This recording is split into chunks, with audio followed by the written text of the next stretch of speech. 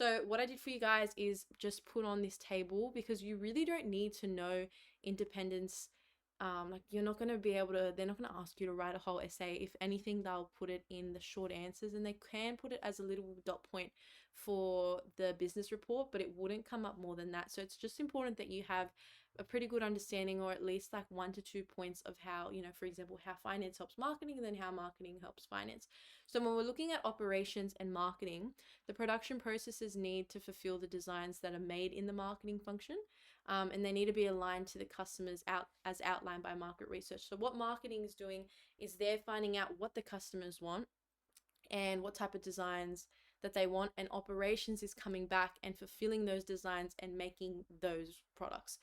So marketing also ensures that the product is advertised correctly, and marketing ensures the price adheres to the operations production cost. Because marketing, a lot of people get confused in marketing when price comes up, because they think price, oh, that's money, that's finance. But marketing is the department that's deciding on the price, and that's using different strategies and methods to cover that. And in those strategies and methods, they need to make sure that they're covering the operations costs. So both of them are working together to figure that out. Now, finance and marketing obviously are very important. Finance is gonna give those funds so that they can promote, conduct market research, and also design the goods and services. And they also ensure that the advertised price is profitable, and that they just have financial restrictions and resources in place. But what marketing does is make sales. So the most important thing you get from interdependence for marketing is that the only actual function of the entire business that is making profit is marketing. Marketing is like helping fund everyone else, and those funds are then managed by finance. But marketing is actually selling the product. And if they did not sell the product, they would have no profit. So yes, finance is backing that, but all that backing is still coming from marketing, if that makes sense. So marketing is what's making the money for the company. And HR and marketing is super important. HR has all got to do with employees and the workers and all their recruitment, training, and development. So it's really important, especially with marketing. You guys would know if you go to the shops and you have a really good experience with the worker and those workers that just make you want to shop there and make you want to buy the product. Sometimes I'll buy something from a store only because the worker is so nice, and I feel bad because they're just, such a nice person that I want to buy something. And I don't know if any of you guys can relate to that. But if I have a bad worker and I'm not treated the nicest, for example, if your girl walks into Cook Eye, for example, I haven't always had the best experiences in their shopping, and that actually turns me away from wanting to buy things even when I like it, because I just don't really feel like the vibe is there and that my needs and wants as a consumer are being respected. So that's just an example. I want you guys, especially throughout this lecture, to think of stores that you've gone into and your own experiences and how you can relate that. Because one thing I found for me throughout business studies is the second I could put a point of content or like, part of my notes, I could relate that to my own experience or to something I own or to a shop or to a business that I like have been around or interacted with. It just made the content so much easier to learn and to understand, and it made it a lot easier to write about as well, especially in business reports. So throughout the lecture, I'm going to really push you guys to think about how we can kind of relate it to your own life, because it'll make it easier, especially if just in case you needed to make up a case study, you don't have to make one up because you have your own example. But I want you guys to think of workers when you go shopping, whether you're shopping for clothes or you're shopping for shoes, and if you feel like that makes a difference when you've got an employee who's like really fast, or then you go, or someone you go and ask them to grab you a pair of shoes and they're not back for another 5 minutes. So obviously HR and marketing are going to work really hand in hand as well. Now a big thing here is that the student learn to is at the bottom, and this one is why goods and or services are central to both marketing and operations. The learn tos are really important, and they're at the top of the syllabus. Now, what we're going through now are the learn abouts, which is all the content points. But for finance, for marketing, for HR, and for operations, there are the learn tos. There's usually around 8 to 10, and they are specific questions. So this now could be used as a short answer question in one of your assessments throughout the year, in your trial, or in the HSC.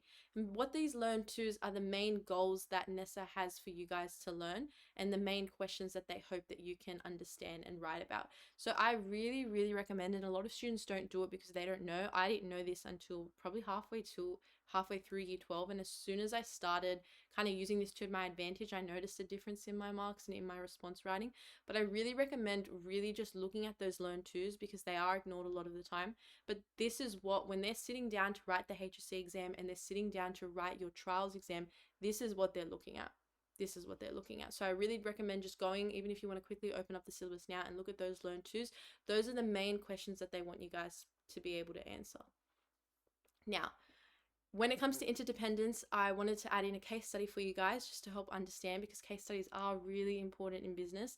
Now, it's up to you and your school what case studies you guys are going to look at. A lot of schools do Qantas. I know my school did McDonald's. IKEA is pretty popular as well, and so is Apple. But throughout this lecture, I've put in a lot of Qantas ones because I feel like they're pretty consistent. So for Qantas, marketing strategies like sales promotion help boost sales in non-peak times to help smooth operations at Qantas in times of fluctuations in demand, because obviously at different times of the year, people are flying more or less. For finance, finance depends on marketing to generate funds and moderate success of new strategies through sales, market share, and profitability analysis. And you can see that with their Qantas Lounge and their new check-in facilities. So finance is really backing all these upgrades that they're making, which is helping their marketing campaigns. And suitable staff need to be provided to provide services that satisfy the customer needs and wants. And if they don't have those flight attendants and the staff that are providing that patient and kind support, they're not going to be meeting customers' needs. And you guys know, when people, post, oh, I had this experience with this worker, or kind of talk about their experience shopping at a brand, it can ruin the entire brand, ruin the entire reputation. I'm sure you guys have seen different brands get cancelled online. So HR is so important, and the level of staff and the quality of the service they're providing is very important, especially in our society today. So that's just an example with Qantas. Now, when it comes to case studies, you can be asked to write about case studies in your short answer, but the main part is in your case study essay, which we're going to look at a little bit later. I'm not sure if you guys would have written one in your first assessment, or maybe you're going into writing one in the next 2 terms before your trials. But this is where you kind of just can start to build them up. I really recommend adding some case studies to your notes as you go through.